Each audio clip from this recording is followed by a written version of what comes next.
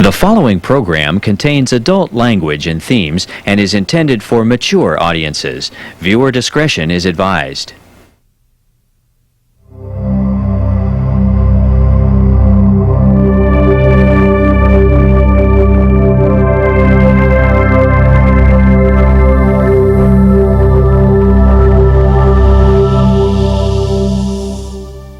We're very excited today to be hosting Maxine Hong Kingston. Her books make visible the hidden crowns that all humans sometimes wear.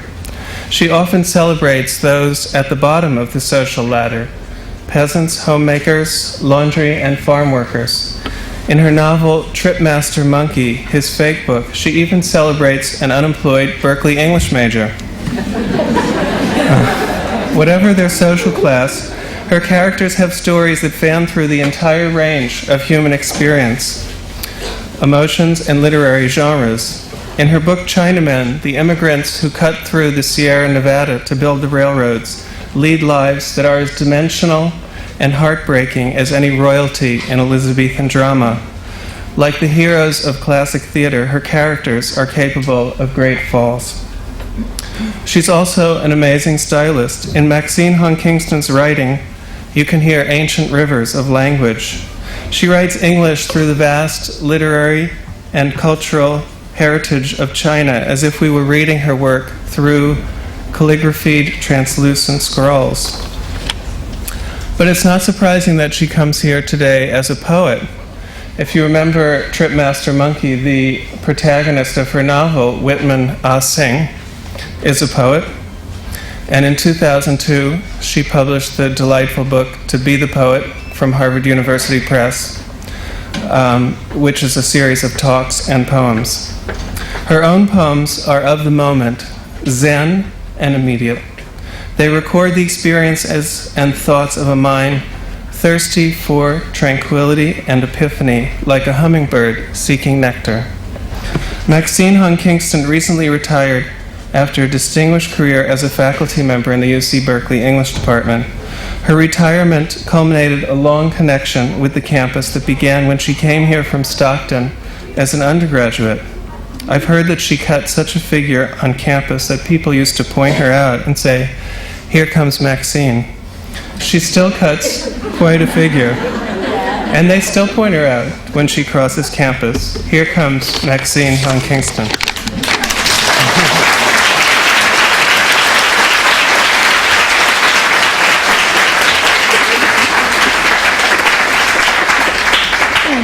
Thank you, Zach, for that appreciation, and thank you all for being here and spending this lunch hour with me. Today is the 36th day of my being a retired person, and here I am on campus again.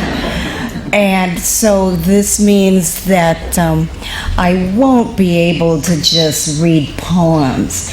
I'm going to have to tell you how to write poems and how you get to be a poet. I think that a lunch hour is just enough time to tell you about my life as a poet.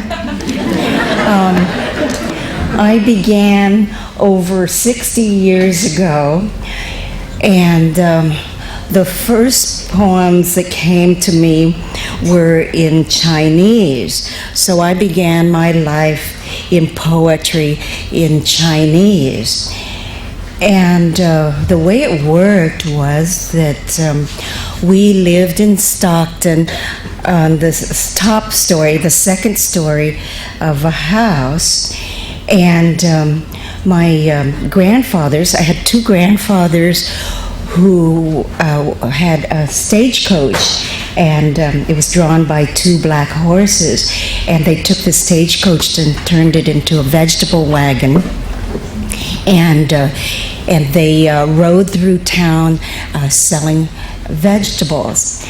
And when we heard the horses coming, my mother would open up the window of the second story, and she'd hang me out the window, and she would say, "Sing them a song. Make up a poem for your grandfathers." And I could feel her hands at my waist, and she's just squeezing the poems out of me.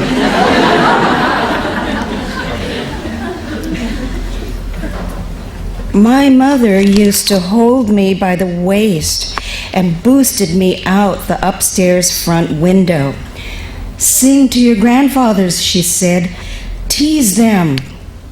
My mother's hands at my waist squeezed poems out of me. "Sam gung a, say gung a, ne hoi naya, ma hai cup cup say gyo, yao say gyo, ne hoi naya." So this is the first poem that ever came to me, and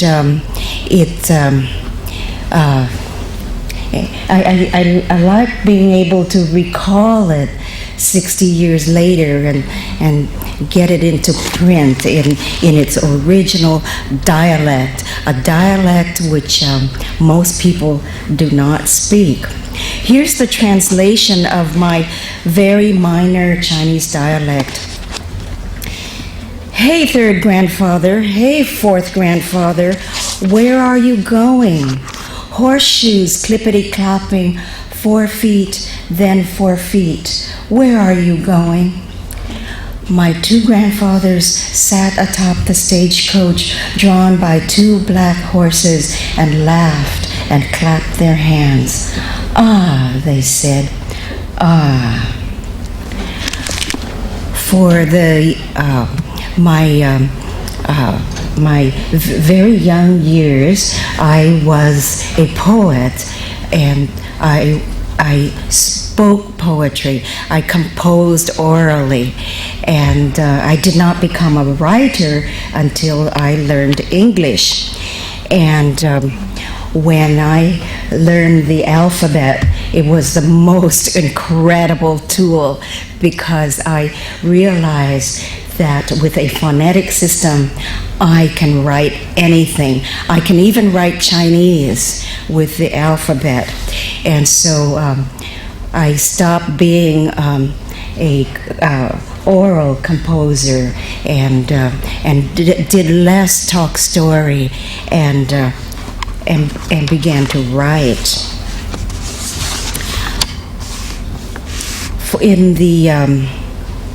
In 2000 AD, I was writing a long book, and what I wanted to do was to find the Book of Peace again. And somewhere in my life, I heard that there were 3 books of peace that were destroyed in ancient China. And in library fires, during cultural revolutions, it was always the custom from the beginnings of Chinese history. When a new regime came into power, they burned the books and killed the historians and burned libraries. And so I think that the 3 books of peace were lost in those fires. And so I thought that I went through Asia, I went through China, always looking for those books and never found them. And so one day I decided I better write them for myself, and I will write them for our modern times. And so I was working along on this long prose work. And then came the fire in the Oakland Berkeley Hills in 1991, and it burned 2 years of writing, and then I started all over again, and then I was working for 10 years, making up characters who could deal with life nonviolently, experimenting with whether I could write drama and have action be nonviolent. And so I was working along, and I had about 2,000 pages and still did not find the ending. I still couldn't find the ending. And I was getting really tired of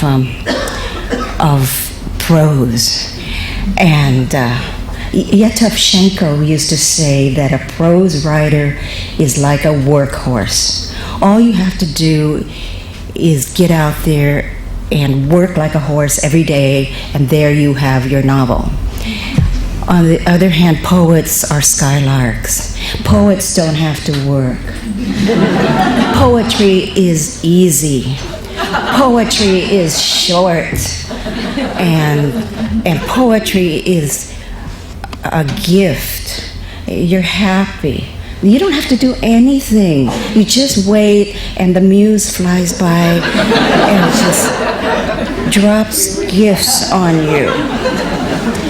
So I thought that I am going to give myself one springtime and take a break from the long prose work and let the muse find me. And so I just thought this was the most wonderful discovery, and so I was having lunch with it was dinner. I was having dinner with Bob Hass and Brenda Hillman and Gary Snyder. And so there they were, these three great poets. And so I couldn't help but just blurble out my plan. You know, I told them I was going to be a poet, and from now on I'm going to be happy, and I'm going to work on this easy form and let the muse come when it will. And the three of them just looked at me, and they just gave me this, and they shook their heads, and Gary Snyder said, "Oh, so this means that you're going to work in the tradition of the drunken, happy poets of ancient China?" And I said, no. I mean, I invented this. I'm just going to go by instinct. And then Brenda Hillman says, "Have you ever met a happy poet?" And so, since I got those discouraging words, I thought, well, I'm not going to depend on poets to help me with poetry.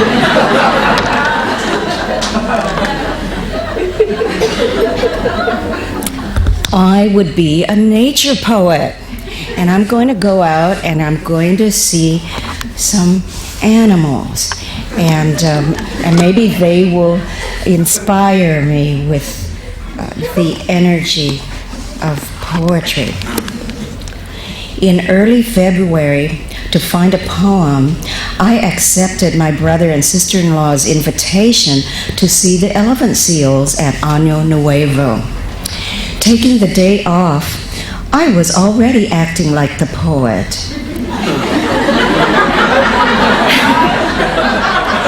The prose writer of the long book never goes on spontaneous outings. After waiting for 2 hours, we were given places in a tour group and hiked toward the ocean. I saw my first elephant seal hiding behind a sand dune, alone and taking a nap, perfectly still. I thought she was dead. She looked like a dead cigar. Her nostrils were shut and she was not breathing. She can live underwater. Over and around the range of sand, we saw between us and the ocean a valley, a field of elephant seals, harems of elephant seals. Males were rearing up, fighting, roaring, slamming chest to chest, and biting necks. Each fighting pair were giant black red wounded hands thrusting up out of the earth, clasping and clenching. The males have a snout like a finger or a waddle or a penis that flops on their face. They are not attractive. The females try to get away from them. A huge elephant seal came up out of the sea. The expanses of blubbery skin on the beach rippled and moved inland. A female would see him galumphing forth, scream, and try to bury herself in the middle of the harem. Without legs, the seals squirm on the ground. They hop and pull themselves along with their front flippers. The big male, fresh out of the sea, caught a female and plopped on her. She screamed and screamed, "Ow, ow!" The other females, relieved that it wasn't them getting stopped trying to escape, relaxed. A female lost from her harem will get jumped and injured by too many males. The loser males go off alone. Some jump the pups. The females are a third or a fourth the size of the males. It would be hell to be reincarnated as a female elephant seal. Masses of seals, f***ing and biting and sleeping in mud and orange. They do not loll. They don't like the sun.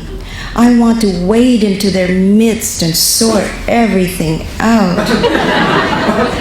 Let's have some rules around here. Where is your code of ethics? The park ranger led us up a path between dunes to see another group of seals. The people ahead of me turned around, running in a panic. I turned and ran too. A 5,000-pound bull seal was chasing us. We were in his path.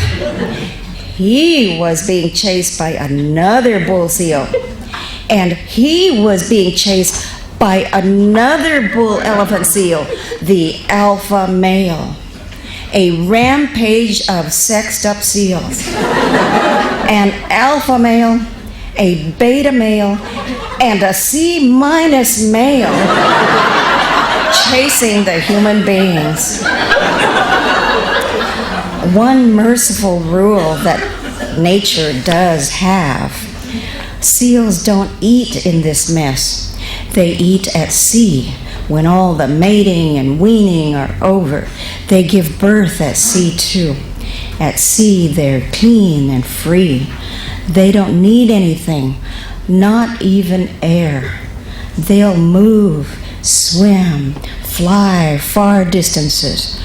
Most of the year, they are on a wonderful ocean voyage. Now, what I read to you has justified right margins, and left margin too.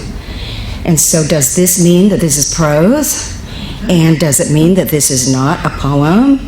To me, the only happy part in it is when I imagine them being out at sea. And so maybe just that imaginary part is, maybe that's poetic. And because my vision or my definition that I want to make of poetry is that it has freedom and flight, and it's not so attached to the animal and the mundane.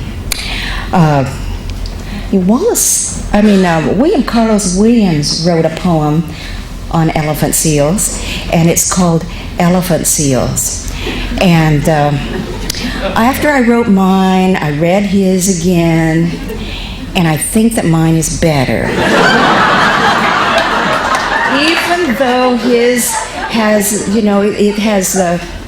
his lines aren't justified at the end, and he's got a rhythm and all that, but he did not. I got closer to the thing, the elephant seal. And I think his elephant seal was in a circus or something. And so I don't think that's it.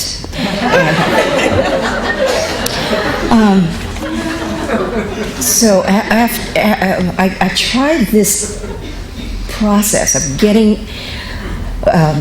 being there and witnessing things and immediately putting them into writing. And then I came up with another process, and that was just sit and do nothing and see what comes. I never sit and do nothing.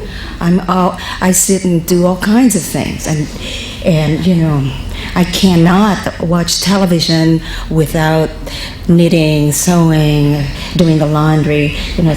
So it was a new experiment. I sat and did nothing, and sure enough, stuff starts to come. And I think they're poems. And so here I am, I'm sitting alone at night. I feel tears upwelling and falling.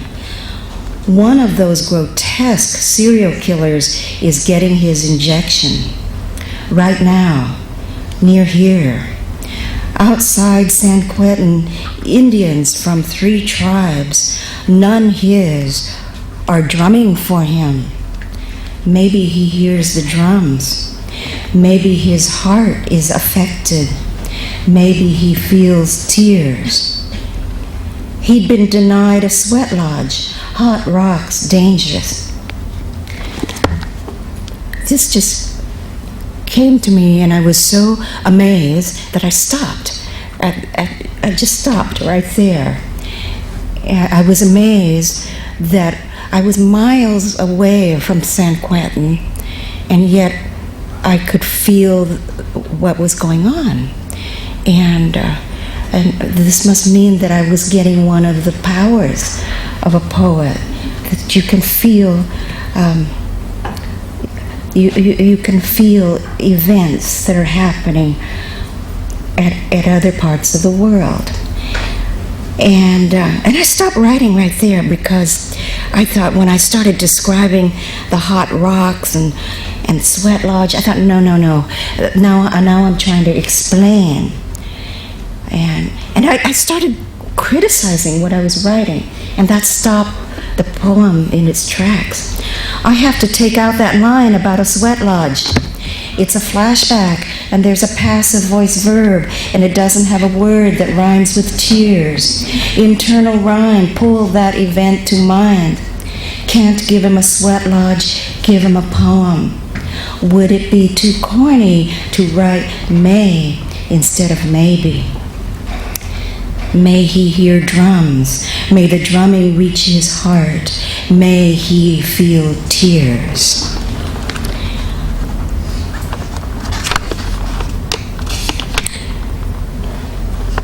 I understood this as another role of a poet. A poet can make wishes and send blessings. And I was hoping that this person being executed would feel this energy that I was sending him. Another process that I learned about was to sit quietly and open your eyes and look around and jot down some words. And then you close your eyes and you feel what you're feeling inside and see what you're seeing inside, and you open your eyes and jot down some more words, and you just keep doing that. And then at the end you take this collection of words and you put them into some beautiful form, and there's your poem.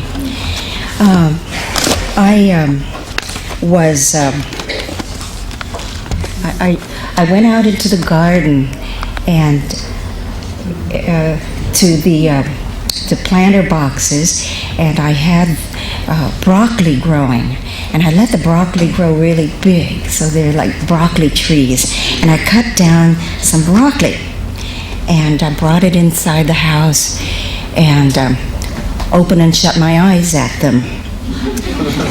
The large living broccoli leaves flashed energy at me when I cut them. I feel the little beginning flowers of the broccoli as flames. The broccoli flowers are yellow eyes. I feel the heat.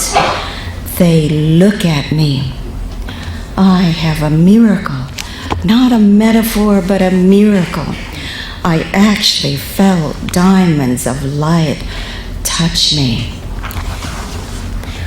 When I wrote that, I remembered the first Bush who publicly stated that he did not like broccoli. And, you know, there is something really wrong with a man who does not love broccoli and who cannot feel broccoli loving him back.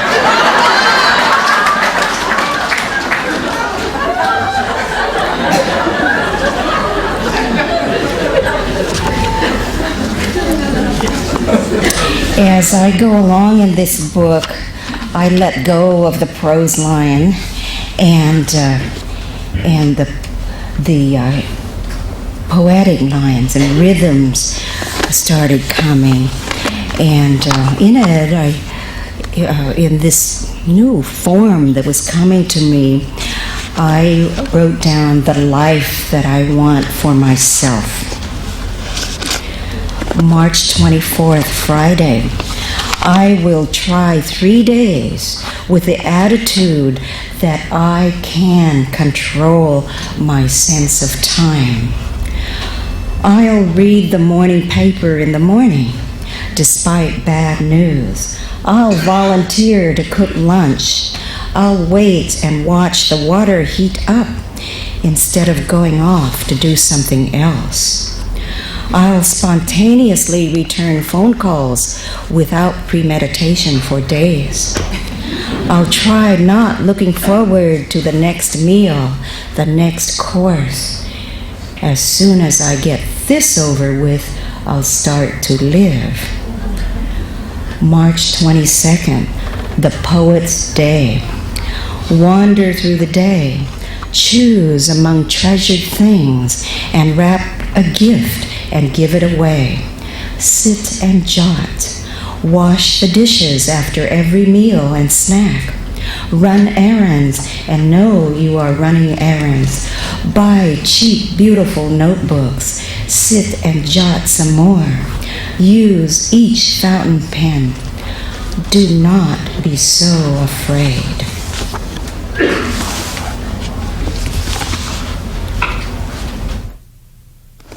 I made a discovery in which any of us can become a poet in an instant. It takes about 5 seconds, and then one can be a poet. And what it is the ancient Chinese tradition of the 4-word poem.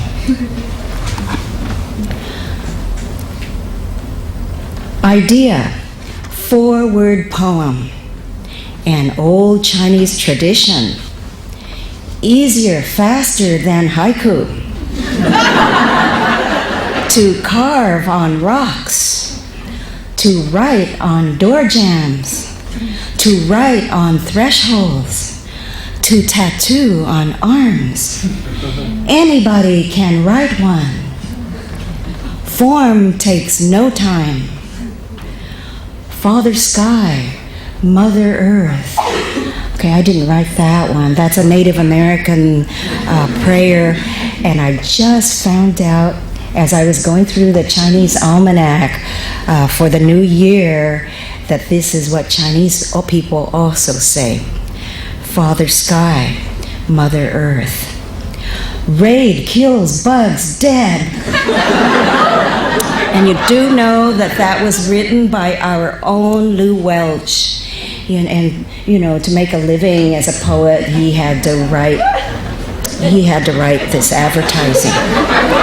And perfect form, memorable.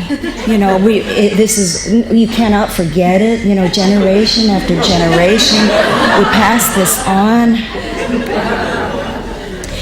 Beyond mountains, more mountains. That was written by my father, and his name in poetry was Lazy Old Man. Across rivers, more rivers, old idle man, my father. Father gone, rabbit moon, giant Antheria, Mother's Day, sun beams me love, redwood seed, redwood tree, one seed, Strawberry Creek, be free, all rivers be free. The oldest prayer is a 4-word poem. May all beings be happy. Well, you can say that in 4 words in Chinese. All beings be happy. All beings be peaceful. All beings be kind. All beings be free. They sing, they're happy. We eat our fortune. Time can, idea can. Infinity, ribbon, circles, all. And there is such a thing as a 2-word poem, and 5- and 7-word poems, and the ultimate, the 1-word poem. Phuc. Phuc means contentment, and especially now at the New Year, you will see this in Chinatown and in Chinese houses everywhere. And the other word you see, shao. Shao means long life. Oh, to say it all at once, one resounding word. My father named me Ting Ting after the 4-word poem, Ting Ting Dok Lup, standing alone as a mountain peak. Those sounds are pleasant to the say-up Chinese ear. Lone travelers, monks, ghosts, lovers, free and independent spirits, poets, meet at the pavilion under the lone pine upon the hill. Stop, listen, burn offerings in the Ting. I see lots of people who look like you may know Chinese. And if you have a Chinese ear, you would have heard that last sentence, stop and listen, and you would have heard it as ting, ting, ting, ting, or the sounds of bells. And so you see, as I went along, my poems got shorter and shorter until I was doing 1-word poems. And I would wake up and I'd have my one beautiful word for the day, and then you don't have to do anything else. Your work is done. But then there did come a time when not even 1 word would come. And so and it was the most fortunate thing. I was at the Asian Art Museum and looking at the Taoist paintings, and there were all of these Zen circles made thousands of years ago. And the docent said, when you reach the age of 60, then you can make these circles. and you can make them as big as you want. You can take a mop and paint this floor in a circle. You can make little ones, and whatever you do is perfect because you come at it with 60 years of experience. And so I continue this springtime of being a poet by making a whole bunch of Zen circles, and sometimes when I'd see something wonderful and beautiful and no words would come and not even but I didn't want to do a circle, then I would draw, and so what I felt I was doing was pushing the possibilities of perception and human expression as far as I can go, even beyond language, where then you get into drawing.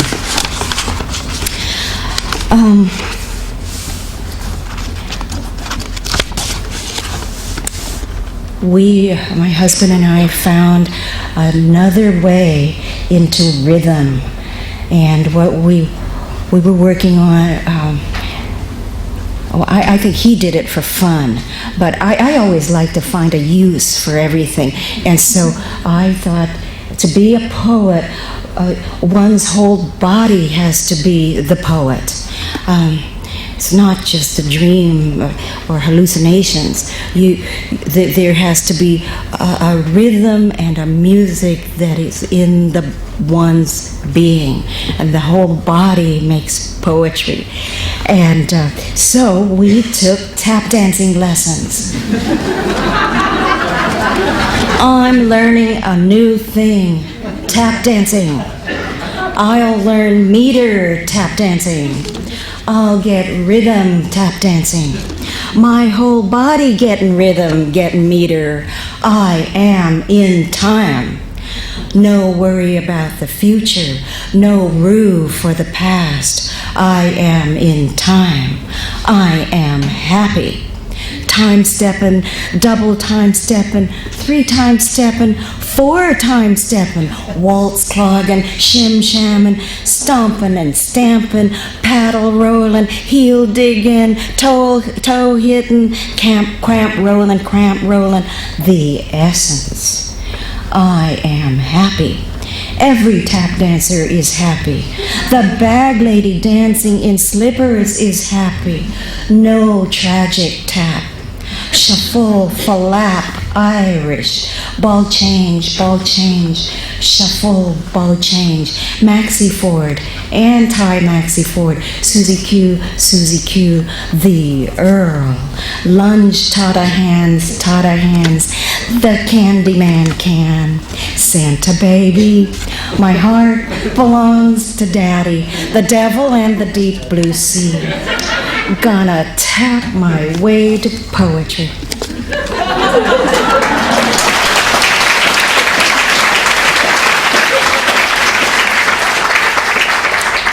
I got a review of this book and of this poem in World Literary Review, and the person compared my measures to the purity of the matchless Gregory Hines. And so, that critic didn't answer the question whether or not this was a poem, and did not answer whether or not I was a poet, but he did say that I had the rhythms of a tap dancer, of Gregory Hines.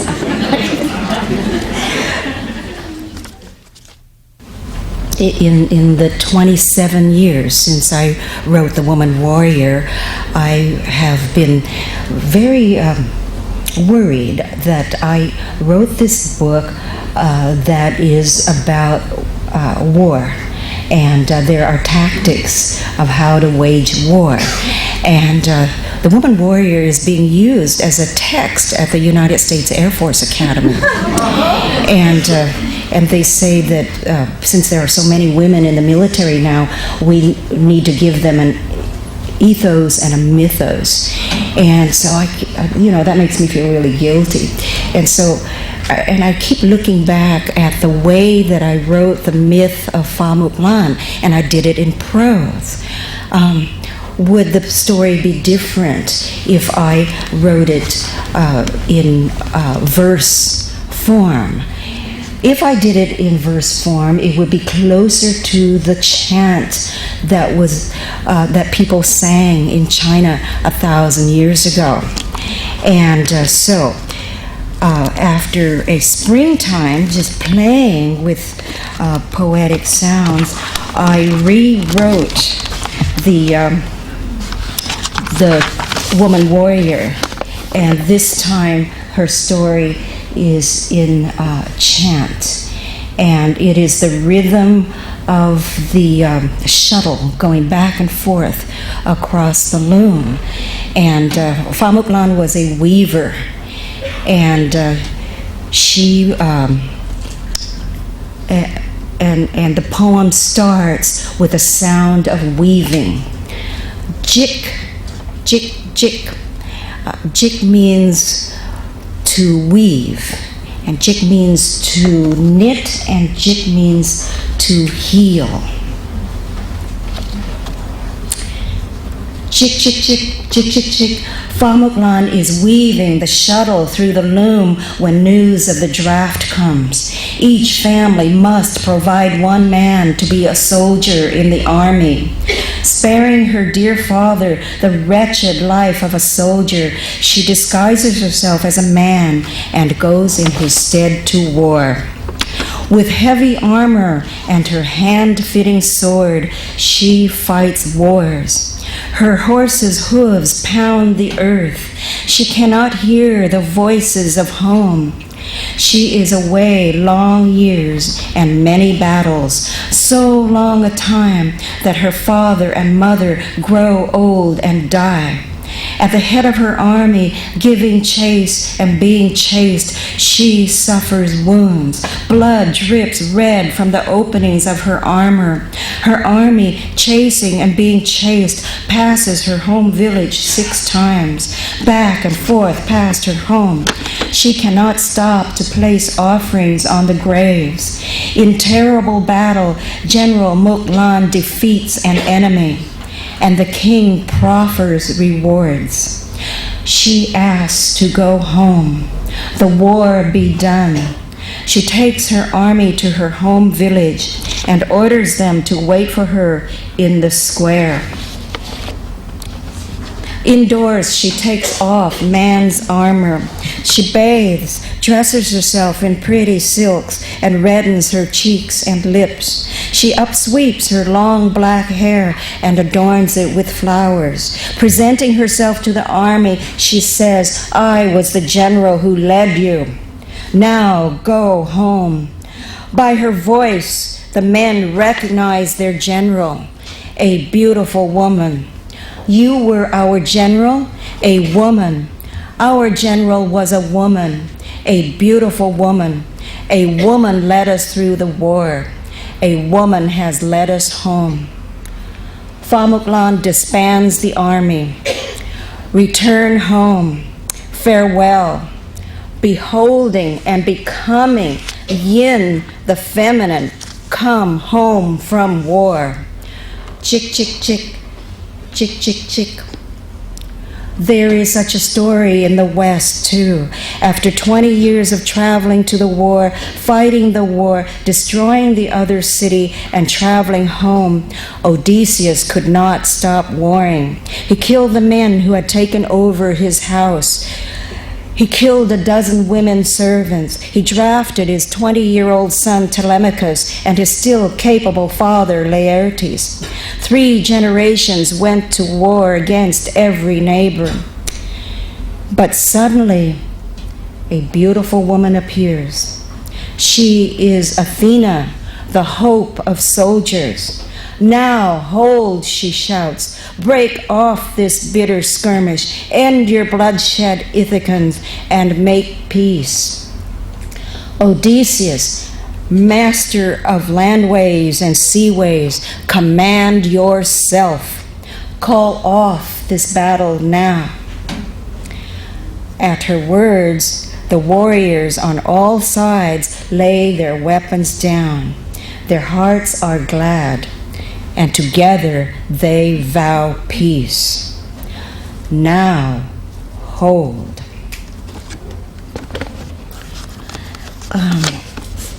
On March 8th, which was International Women's Day, I was with the Code Pink women in Washington, D.C.,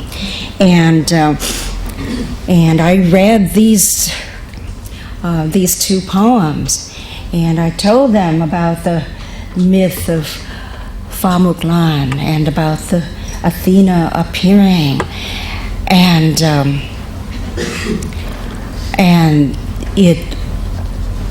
I was carrying out some of my hopes for poetry, that there is use for it, that poetry can make peace, and poetry can end a war.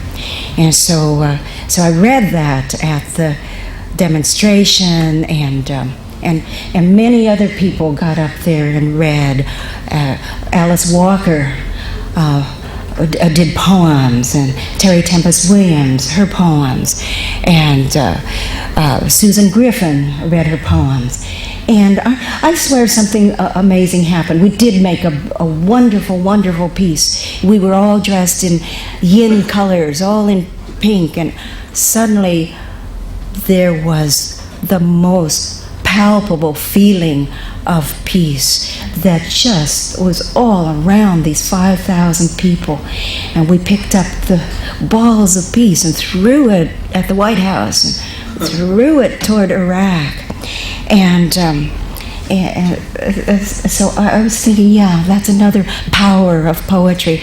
We can make peace. But then we got arrested, and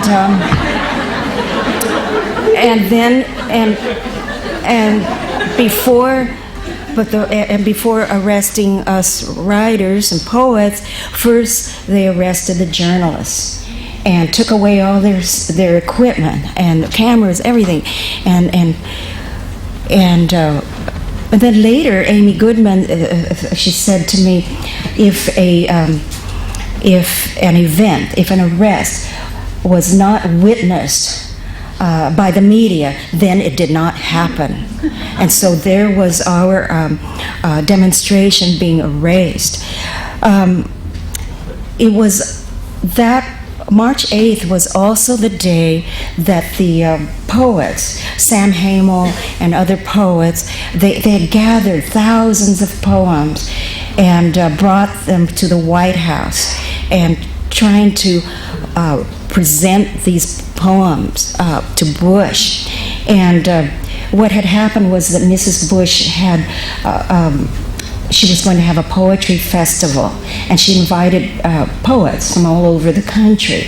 And she said, she said, we're going to carry on the tradition of Walt Whitman and Emily Dickinson. And so here was everybody, writing their anti-war poems.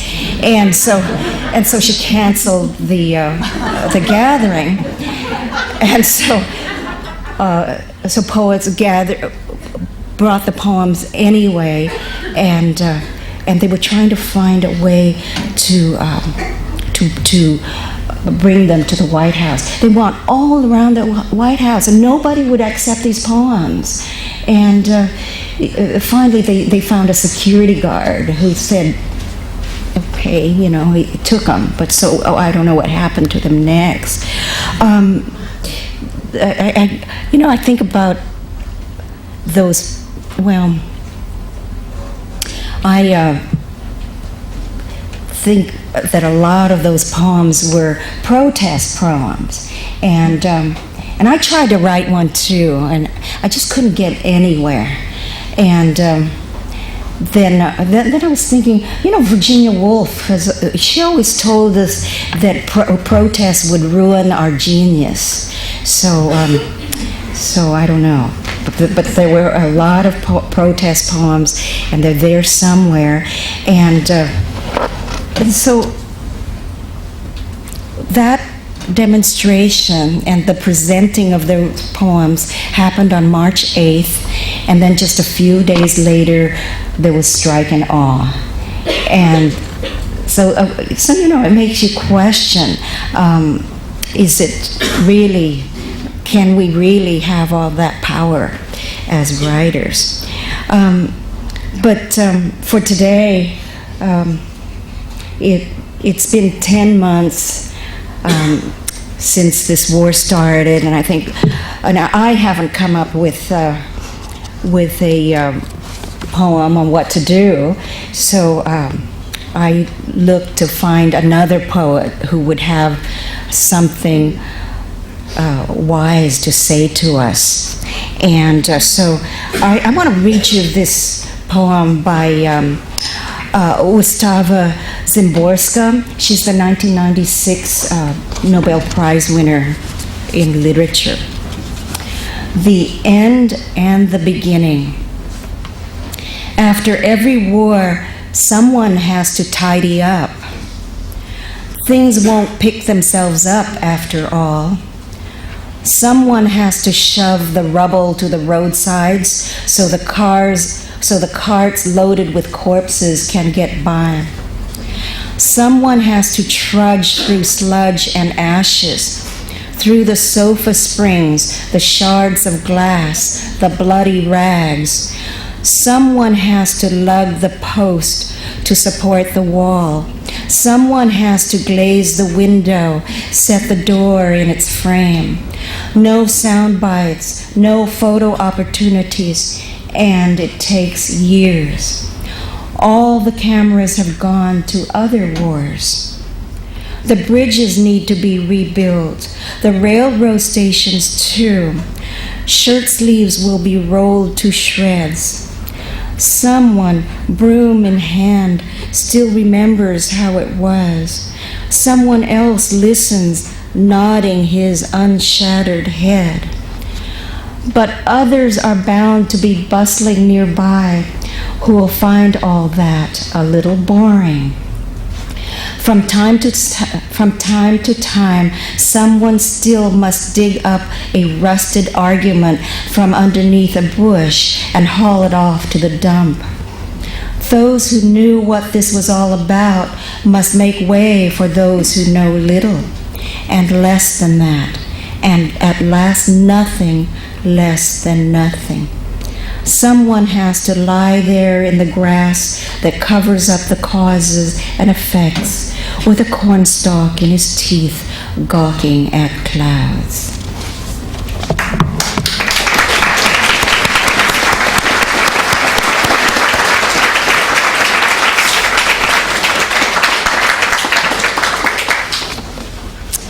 I want to read you the last sentence of my long book, the fifth book of peace. And I am trying to answer the question, what do we do? What can one individual person do in a time of destruction? The images of peace are ephemeral. The language of peace is subtle. The reasons for peace, the definitions of peace, the very idea of peace have to be invented and invented again. Children, everybody, here's what to do during war. In a time of destruction, create something. A poem, a parade, a friendship, a community, a school, a vow, a moral principle, one peaceful moment.